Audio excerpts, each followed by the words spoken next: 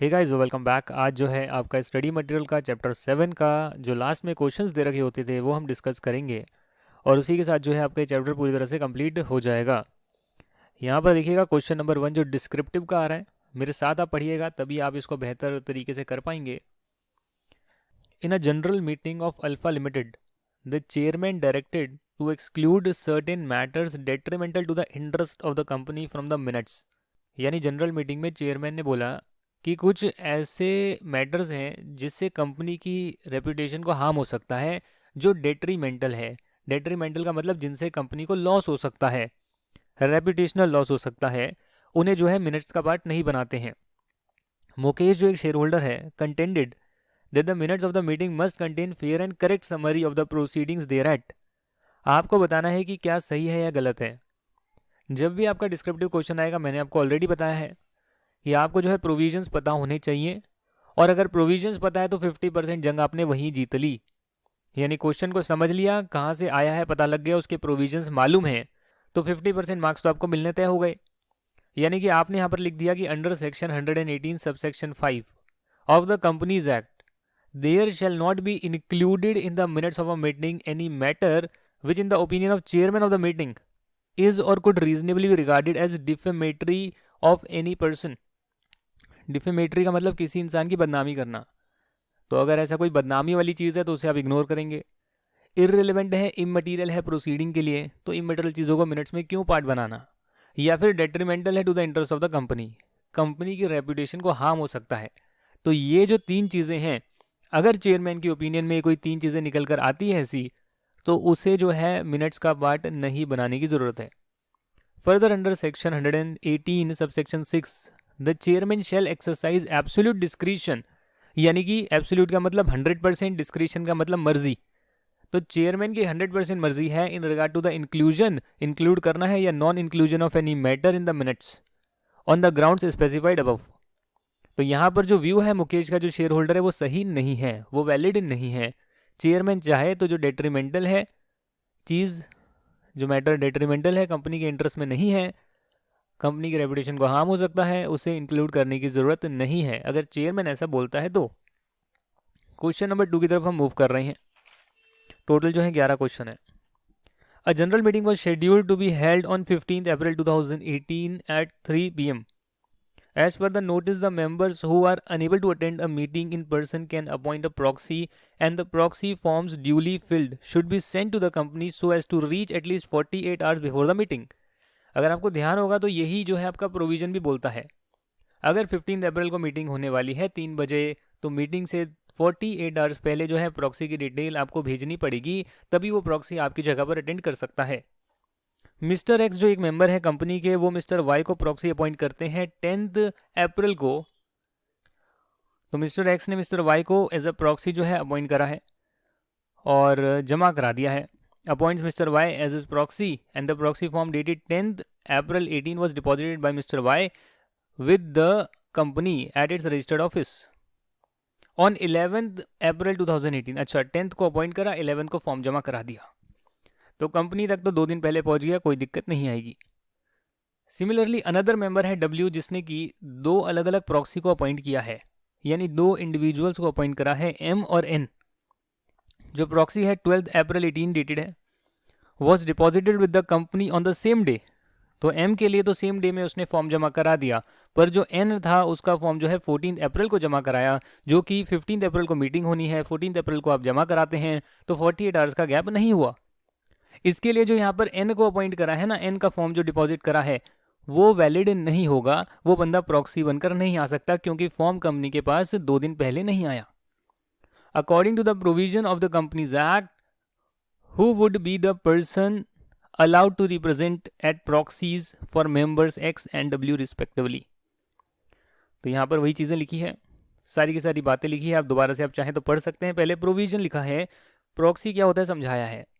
Proxy एक instrument होता है, proxy is an instrument in writing executed by shareholder authorising another person to attend a meeting and to vote thereat on his behalf and in his absence.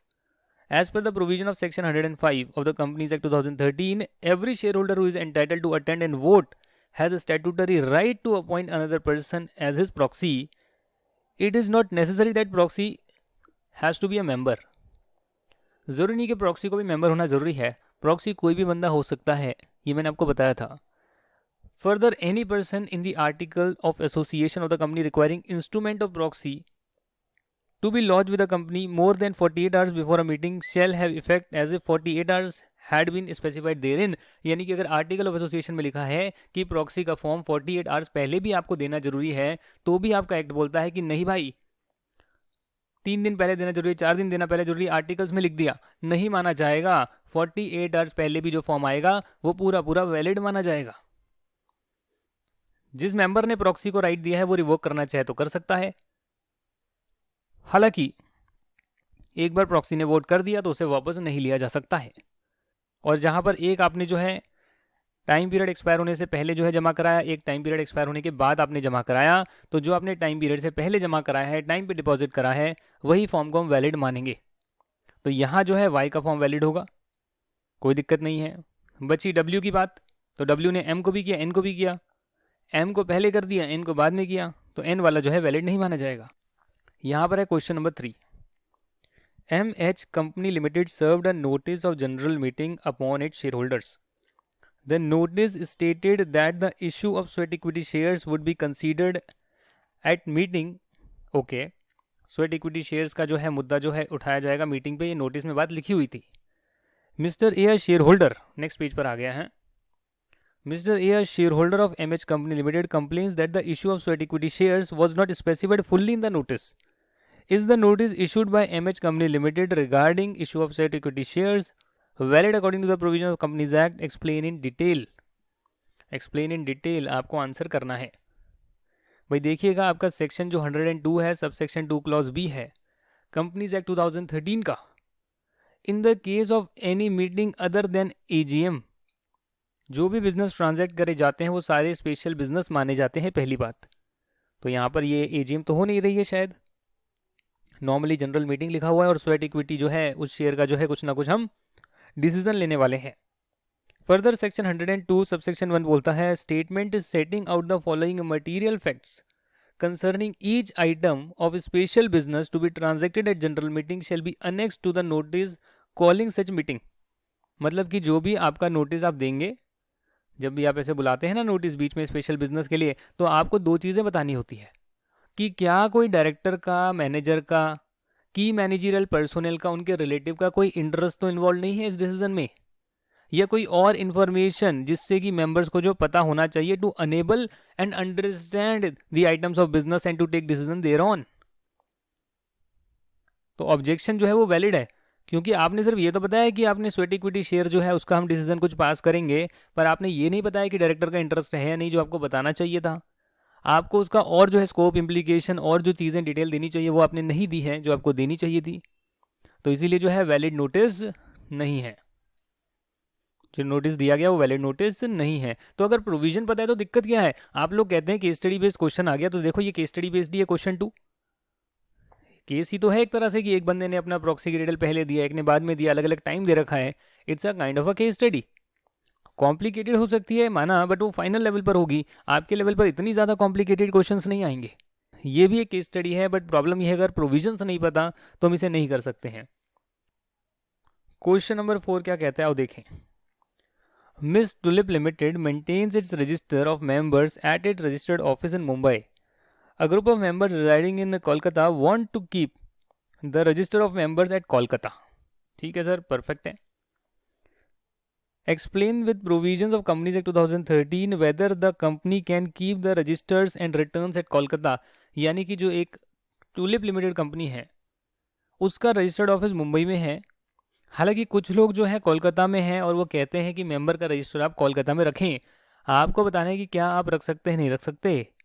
साथ ही में जो mister rich हैं जिनके पास 400 share है total, worth जिनकी 4000 रुपये है, क्या उनके पास इंस्पेक्ट करने का राइट है, right to inspect the register of members? बहुत ही सिंपल क्वेश्चन है, मेरे साथ आप देखिएगा क्या कहते हैं, इसका आंसर क्या कहता है। As per section 94 subsection 1 of the companies act 2013 the registers required to be kept and maintain by a company under section 88, और उसकी जो कॉपीज हैं एनुअल रिटर्न की वो आपको रजिस्टर्ड ऑफिस में रखनी पड़ेगी। Shall be kept at the registered office of the company, but आप उसे कहीं और भी रख सकते हैं जहां कम से कम 1/10 आपके टोटल मेंबर रिजाइड करते हैं, और साथ में आपको एक स्पेशल रेजोल्यूशन भी पास करना पड़ेगा। तो इसका मतलब ये हो गया, टुलिप लिमिटेड जो है वो अपने रजिस्टर को, रिटर्न्स को कोलकाता में भी रख सकती है, हालांकि एटलीस्ट 1/10 मेंबर जो है उसके वहां पर होने चाहिए। पॉइंट नंबर 2 कहता है, as per section 94 subsection 2 of the companies act, जो रजिस्टर हैं और उसके जो इंडिसेस हैं, except when they are closed, close का मतलब है थोड़े टाइम के लिए बंद रहते हैं, जिस टाइम उसमें रजिस्टर में एंट्री नहीं हो सकती है, उसके अलावा जो भी हैं, जो भी सारे के सारे जो आपके रजिस्टर्स हैं, इंडिसेस हैं, कॉपीज़ हैं रिटर्न्स की, वो ओपन रहेगी इंस्पेक्शन के लिए, चाहे मेंबर हो, डिवेंचर होल्डर हो, कोई सिक्योरिटी होल्डर हो, कोई बेनिफिशियल ओनर हो, वो बिजनेस आवर में, during the business hour, without payment of any fees, और अगर कोई और इंसान है तो विद पेमेंट ऑफ फीस उसे इंस्पेक्ट कर सकता है। तो ये जो शेयर होल्डर है मिस्टर रिच, जो कि शेयर होल्डर हैं, has a right to inspect the register of members in business hours without payment of any fee as per the provision of this section. तो सिंपल सी बात है, provisions आते हैं, question समझ में आते हैं तो प्रोविजंस उतार दिए और लास्ट में कंक्लूजन लिख दिया कि वो कर सकता है, नहीं कर सकता, क्यों कर सकता है, क्यों नहीं कर सकता, शॉर्ट में लिख दिया। क्वेश्चन नंबर 5 देखेंगे क्या कहता है, examine the validity of the following with reference to the relevant provisions of the companies act 2013। The board of directors of Shrey limited called an extraordinary general meeting upon the requisition of members. However, the meeting was adjourned on the ground that the quorum was not present at the meeting, advised the company. इसका मतलब इसमें 2 section आ गए। पहला आ गया section 100 sub section 2, जो कहता है कि बोर्ड ऑफ डायरेक्टर्स जो हैं वो जनरल मीटिंग बुला सकते हैं अगर कम से कम जो है मिनिमम नंबर ऑफ मेंबर जो 1/10 वोटिंग पावर रखते हैं वो रिक्वेस्ट करते हैं। तो रिक्वेस्ट करा, इन्होंने मीटिंग बुलाई, हालांकि मीटिंग में कोरम तो होनी चाहिए। अगर आधे घंटे में कोरम प्रेजेंट नहीं होगी तो मीटिंग जो है वो कैंसल्ड मानी जाएगी। जो रिक्वेजिशन करी थी ना मेंबर ने, उस रिक्वेजिशन को कैंसल माना जाएगा। वेरी इंपॉर्टेंट पॉइंट भाई, जिन लोगों ने बुलाया मीटिंग, अब वही लोग नहीं आए मीटिंग में तो उनकी रिक्वेजिशन कैंसिल मानी जाएगी। तो इसका मतलब क्या हो गया, बोर्ड ऑफ डायरेक्टर्स उसको एडजॉर्न नहीं कर सकते क्योंकि मीटिंग कैंसिल हो गई ना। अगर भाई ये देखो, अगर जनरल मीटिंग है तो अलग होता है, और अगर आपकी ये ईजीएम थी जो कि रिक्वेजिशनिस्ट जो थे उन्होंने बुलवाई थी, अब कोरम में वो खुद ही नहीं आए, मिनिमम मेंबर्स ही प्रेजेंट नहीं थे, क्या होगा, वो मीटिंग कैंसल्ड मानी जाएगी। ये शायद पॉइंट आपको पहले नहीं समझ में आया होगा, बट अब जरूर समझ में आना चाहिए। क्वेश्चन 6 बोलता है, Zorab limited served a notice of general meeting upon its members. The notice stated that a resolution to increase the share capital of the company would be considered of such meeting. इसका मतलब Zorab limited ने general meeting का notice serve किया अपने members को, और notice में stated यानी नोटिस में लिखा हुआ था that a resolution to increase the share capital of the company would be considered at such meeting. Share capital increase करने की बात जो है उसमें कही गई है। शेयर होल्डर ने बोला कि जो अमाउंट है प्रपोज इंक्रीज की वो स्पेसिफाई नहीं करी, इसके लिए एक वैलिड नोटिस ये नहीं माना जाएगा। दोस्तों ये क्वेश्चन तो अभी हमने थोड़ी देर पहले जो है डिस्कस किया था, और उसमें मैंने आपको बताया था कि पहली बात, जो ये बिजनेस हम कर रहे हैं ये एक स्पेशल बिजनेस है। As per section 102 subsection 2 clause B, ordinary business ये नहीं है। ऑर्डिनरी बिजनेस वो 4 ही होते हैं जो मैंने पहले डिस्कस करे थे, ऑडिटर को अपॉइंट करना, डिविडेंड डिस्ट्रीब्यूट करना, एटसेट्रा एटसेट्रा। यहाँ पर ये एक स्पेशल बिजनेस है, और स्पेशल बिजनेस में आपको एक स्टेटमेंट जो है, setting out the material facts concerning each item of special business to be transacted general meeting, notice के पीछे उसकी डिटेल लगानी जरूरी है। साथ में जो डायरेक्टर है, केएमपी है, कोई और उसके रिलेटिव्स हैं, अगर उनका इंटरेस्ट है तो आपको बताना पड़ेगा उनका किस टाइप का इंटरेस्ट इन्वॉल्व है इस ट्रांजैक्शन में, जो आप वहाँ पर डिसीजन उसके बारे में लेने वाले हो, रेजोल्यूशन पास करने वाले हो। और साथ में जो भी आपके पास डिटेल्स वगैरह वो आप देंगे ताकि हम लोग बेटर डिसीजन ले पाएँ। ये जो शेयर होल्डर ने ऑब्जेक्शन निकाली है वो बिल्कुल वैलिड है, क्योंकि यहाँ तो आपने डिटेल्स दी नहीं, आपने बहुत सारी डिटेल यहाँ पर छोड़ दी है। The information about the amount is a material fact with reference to the proposed increase of share capital. The notice not a valid notice under section 102 of the Companies Act 2013. Question number 7 कहता है, examine the validity of the following decisions of the board of directors with reference to the provision of Companies Act 2013. मतलब क्या हो गया sir, validity आपको बतानी है कि ये सही है नहीं है जो बातें नीचे लिखी है। In an AGM of a company having share capital, यानी कंपनी है उसकी शेयर कैपिटल है, कई कंपनीज की शेयर कैपिटल नहीं होती है। 80 मेंबर्स प्रेजेंट थे इन पर्सन और by proxy holding more than 1/10 of the total voting power demanded for poll. Chairman ने उसको रिजेक्ट कर दिया on the ground that only member present in person can demand for poll. क्या बताइए, क्या ये बात सही है या नहीं है? बताइए बताइए। साथ ही में पॉइंट नंबर 2 कहता है in an AGM during the process of poll the members who earlier demanded the poll want to withdraw it. The chairman of the meeting rejected the request on the ground that once poll started it can not be withdrawn. तो इसका मतलब क्या हो गया? पहले तो कह रहा है कि आप पोल करवा नहीं सकते, बाद में कह रहा है पोल से विड्रॉ नहीं कर सकते। तो ये क्या सही बोल रहा है क्या चेयरमैन? बताइए बताइए। तो दोस्तों पहले जो है आपका शो ऑफ हैंड से पोल होता है, उसके बाद जो है अगर उससे बात नहीं बनती, कोई ऑब्जेक्ट करता है तो डिमांड फॉर पोल भी हो सकता है बिफोर और on declaration of the result of the voting on any resolution. Companies act बोलता है for the demand of poll before और on the declaration of the result of the voting on any resolution on show of hands. यानी show of hand से आपने जो resolution pass करा है उसके बाद या उससे पहले भी बोल सकते हैं कि हमें तो पोल ही चाहिए, और फिर क्या होगा? फिर यही होगा जो यहाँ लिखा हुआ है बिफोर और on the declaration of the result of the voting on any resolution on show of hands poll may be ordered to be taken by the chairman of the meeting on his own motion and shall be ordered to be taken by him on a demand made in that behalf. In the case of company having a share capital by the members present in person or by proxy were allowed and having not less than 1/10 of the total voting power or holding shares on which aggregate sum is not less than 5 lakh rupees or such higher amount as may be prescribed has been paid up, and in case of any other company by any member or members present in person or by proxy, very important, ये ना बहुत critical case study हो गई कि अगर member खुद आए या प्रॉक्सी के साथ आए। और वैसे भी आपको पता है प्रॉक्सी जो है वो तो वोट तभी कर सकता है जब पोल करवाया जाए, तो इसी के लिए अगर मेंबर खुद आए या प्रॉक्सी के साथ वो बंदा भेजे अपना, अगर 1/10 लोग एग्री करते हैं पोल के लिए जिनके पास वोटिंग पावर है तो पोल करवाना पड़ेगा। और आप चाहें तो विड्रॉ भी कर सकते हैं, आप चाहें तो जो डिमांड किया था उसको आप एनी टाइम विड्रॉ भी कर सकते हैं। तो इसका मतलब पहली बात चेयरमैन रिजेक्ट नहीं कर सकता पोल के लिए, दूसरी बात चेयरमैन रिक्वेस्ट जो है विड्रॉ करने की उसे भी रिजेक्ट नहीं कर सकता। अब करेंगे क्वेश्चन नंबर 8। क्वेश्चन 8 कहता है सृज a share holder gives a notice for inspecting proxies 5 days before the meeting is scheduled and approach the company 2 days before the scheduled meeting for inspecting the same.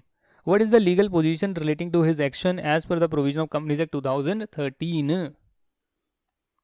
मतलब कि section 105 subsection 8 of the companies act 2013 वो कहता है कि every member entitled to vote at a meeting of the company or on any resolution to be move thereat shall be entitled during the period beginning 24 hours, very important, before the time fix for the commencement of the meeting and ending with the conclusion of the meeting. इसी time में जो है inspect proxy को किया जा सकता है, business hours के ड्यूरिंग ही किया जा सकता है, प्रोवाइडेड उसने 3 दिन पहले कम से कम नोटिस दिया हो कि वो इंस्पेक्शन करेगा। तो यहाँ पर जो सिरज है, यहाँ जो सिरज है, अजीब सा नाम है, उसने जो है प्रॉपर नोटिस दिया है, उसने 5 दिन पहले दिया है शायद। हालांकि जो सच इंस्पेक्शन है वो सिर्फ 24 आवर्स पहले कर सकता है, before the time fix for the commencement of the meeting and ending on the conclusion, ending with the conclusion of the meeting. तो यहाँ पर जो इंस्पेक्शन है वो उससे पहले नहीं कर सकता, 2 दिन पहले वो इंस्पेक्शन करने आएगा नहीं कर सकता, सिर्फ 24 घंटे पहले। अगर 10 अगस्त को जो है मीटिंग होने वाली है तो 24 घंटे पहले हुआ 9 अगस्त, तो 9 अगस्त जो है, 9 अगस्त से लेकर मीटिंग जब तक कंक्लूड होती है वो तब तक जो है बिजनेस आवर्स में इंस्पेक्ट कर सकता है, प्रोवाइडेड उसने 3 दिन पहले बता दिया मुझे इंस्पेक्शन करना है। क्वेश्चन नंबर 9 देखते हैं। Miraj limited held its AGM on September 15, 2018. The meeting was presided over by mister Venkat, the chairman of the company's board of directors. On September 17th, 2018, Mr. Venkat, the chairman, without signing the minutes of the meeting, left India to look after his father, who fell sick in London. Referring to the provision of Companies Act, examine the manner in which minutes of the above meeting are to be signed in the absence of Mr. Venkat and by whom. I hope आपको question समझ में आ गया होगा कि mister Venkat जो है chairman meeting के appoint करे गए, इन्होंने जो है मीटिंग को प्रेजाइड करा, साथ ही में AGM हो गई। हालांकि इन्होंने जो है मीटिंग को साइन करे बिना जो है बाहर चले गए, इनके पेरेंट्स की जो है फादर की जो है तबीयत खराब हो गई थी। सेक्शन 118 बोलता है कंपनीज एक्ट का कि every company shall prepare, sign and keep minutes of the proceeding of every general meeting including the meeting called by the requisitionist and all proceedings of meeting of any class of shareholders or creditors or board of directors or committee of the board, and also resolution passed by ballot within 30 days of the conclusion of every such meeting concerned। मतलब कि 30 दिन में, यहाँ लिख रखा है 30 days में जो है मीटिंग के कंक्लूजन होने के बाद उसे मिनट्स बनाकर रेडी कर कर रखने होंगे, साइन कर कर रखने होंगे। मिनट्स जो है वो एक एविडेंस की तरह काम करेगा कि हाँ सब चीज़ें जो है बराबर से हुई थी। By virtue of rule number 25 read with section 118, हर पेज जो होगा, each page of every such book shall be initialled or signed, and the last page होगा वो तो डेटेड भी होगा, shall be dated and signed by in the case of minutes of proceedings of a general meeting by the chairman of the same meeting within the aforesaid period of 30 days. In the event of death or inability of that chairman within that period, जो 30 days का period दिया गया है meeting होने के बाद, आपको हर page को साइन करना होता है, मिनट्स बनाने होते हैं, रखने होते हैं। तो आप नहीं कर सकते, चेयरमैन नहीं कर सकता, तो कोई भी डायरेक्टर जो ऑथराइज्ड है बाय बोर्ड उसे जो है साइन करने की ज़रूरत है। यहाँ भी किसी डायरेक्टर को ऑथराइज कर सकता है बोर्ड कि भैया आप साइन कर दो, चेयरमैन अवेलेबल नहीं है। सेकेंड लास्ट क्वेश्चन आपका आ गया है, इन्फोटेक लिमिटेड जो इनकॉर्पोरेट हुई थी 1 अप्रैल 16 को, आप 2021 मान लेना अपनी बुक के हिसाब से, अपनी ईयर के हिसाब से। No general meeting of the company has been held till 30 April 2018। तो भैया ये ईयर है, ये ईयर खत्म हुआ 17 में, मार्च 17 में खत्म हुआ ये, उसके 9 महीने जो है दिसंबर 17 में हो गए, मीटिंग ही नहीं हुई। आपको प्रोविजंस बताने फर्स्ट एजीएम के लिए, तो भैया फर्स्ट एजीएम कब तक होनी चाहिए, ईयर क्लोज होने के 9 महीने तक होनी चाहिए, यहाँ पर नहीं हुई, यहाँ नहीं हुई, 31 दिसंबर 2017 तक होनी चाहिए थी। रजिस्ट्रार जो है टाइम पीरियड बढ़ा सकता है other than first AGM. First AGM को छोड़कर कोई भी जनरल मीटिंग होती है तो उसका टाइम पीरियड जो है 3 महीने से बढ़ाया जा सकता है, पर फर्स्ट एजीएम में कोई छूट नहीं है। इसका मतलब ये हो गया कि रजिस्ट्रार के पास पावर नहीं है। यहाँ पूछा है रजिस्ट्रार के पास पावर है क्या एक्सटेंड करने की, तो नहीं सर, फर्स्ट एजीएम एक्सटेंड करने की पावर नहीं है, वो तो 31 दिसंबर 17 तक हो जानी चाहिए थी। नहीं हुई तो क्या होगा, गड़बड़ होगा ना सर, गड़बड़ होगा।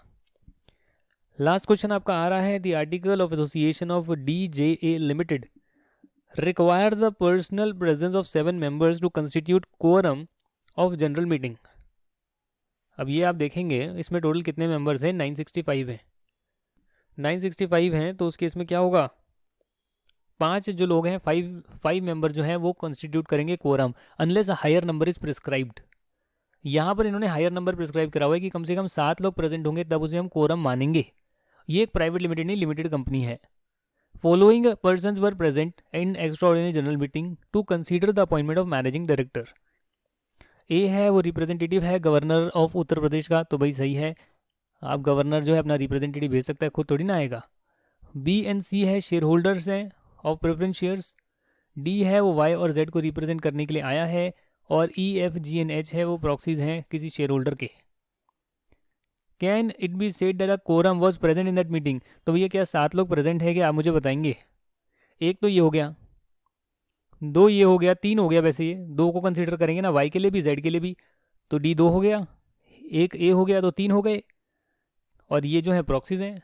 देखें आंसर में क्या लिखा हुआ है, वैसे तो पब्लिक कंपनी में 5 मेंबर की जरूरत होती है, जहाँ टोटल मेंबर वैसे भी 965 है, यानी कि 1000 से ज़्यादा मेंबर नहीं है, तो उसमें 5 लोग पर्सनली प्रेजेंट कोरम कंस्टिट्यूट करेंगे। कितने लोग मिनिमम होने चाहिए मीटिंग को करने के लिए, 5 लोग हालांकि होने चाहिए। हालांकि आपका जो है हायर नंबर भी प्रिस्क्राइब किया जा सकता है बाय आर्टिकल्स, तो इन्होंने 7 नंबर ऑफ मेंबर्स बोले हुए हैं पर्सनली प्रेजेंट, तो पर्सनली प्रेजेंट बोल दिया ना, पर्सनली प्रेजेंट बोल दिया।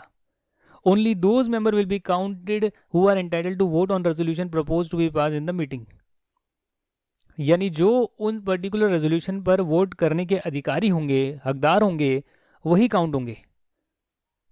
Again member present in person and not proxy will be counted, तो यही बात हो गई ना, यहाँ पर हमने प्रॉक्सीज को भी काउंट कर लिया, यानी कि मेंबर जो है पर्सनली प्रेजेंट होने चाहिए। तो अगर आप इसको एक्सक्लूड करोगे तो 7 लोग हो ही नहीं। साथ ही में अगर कंपनी किसी और कंपनी की मेंबर है तो वो किसी और पर्सन को, अपने रिप्रेजेंटेटिव को ऑथराइज कर सकती है।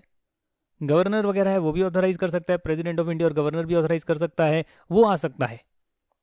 तो इस केस में कितना हो गया, ए जो है वो इंक्लूड होगा, बी एंड सी है उसे एक्सक्लूड करोगे क्योंकि वो तो है ही नहीं कोरम, बी और सी जो है वो तो प्रेफरेंस शेयर होल्डर्स हैं, है ना, वो मैनेजिंग डायरेक्टर पे डिसीजन पे वोट थोड़ी ना कर सकते हैं क्योंकि वो प्रेफरेंस शेयर्स हैं। और एजेंडा क्या है, मैनेजिंग डायरेक्टर को अपॉइंट करना है, जिसके लिए सिर्फ इक्विटी शेयर होल्डर ही वोट करेंगे जो एक्चुअली मेंबर होते हैं। अब बचा कौन, डी बचा है। D will have 2 votes for the purpose of quorum as he represent 2 companies, Y limited and Z limited. तो कंपनी खुद तो आ नहीं सकती, तो अपने प्रॉक्सी को भेज सकती है, तो डी और ए जो है वो तो कंसीडर हम करेंगे ना, वो तो हम करेंगे ना, तो 3 लोग तो कंसीडर करेंगे, बट फिर भी 7 तो नहीं हुए। ये जो हैं ई एफ जी एच हैं ये इंक्लूडेड नहीं होंगे क्योंकि ये प्रॉक्सीज हैं, ये मेंबर नहीं है। यानी कि जो भी लोग हैं कोरम बनाने के लिए वो पर्सनली प्रेजेंट होने चाहिए। हालांकि गवर्नर, प्रेसिडेंट और कोई कंपनी है वो खुद चलकर नहीं आ सकते, इसलिए वो अपने रिप्रेजेंटेटिव को भेजेंगे, उस केस में उन्हें हम प्रॉक्सी नहीं मानेंगे। पर अगर और किसी बंदे का है तो उसे प्रॉक्सी हम ट्रीट करेंगे, और प्रॉक्सी के साथ अगर प्रेजेंट है तो वो कोरम नहीं मानी जाती है। Member should be personally present, तो यहाँ कोरम की रिक्वायरमेंट मीट नहीं हुई। It shall not constitute a valid quorum for the meeting. और इसी के साथ आपका ये चैप्टर भी कंप्लीट हो गया है। एमसीक्यू मैं अपलोड कर दूंगा आपके टेस्ट के लिए, और नेक्स्ट क्लास में हम जो है डिविडेंड वाला चैप्टर स्टार्ट करेंगे। Thank you very much and bye bye.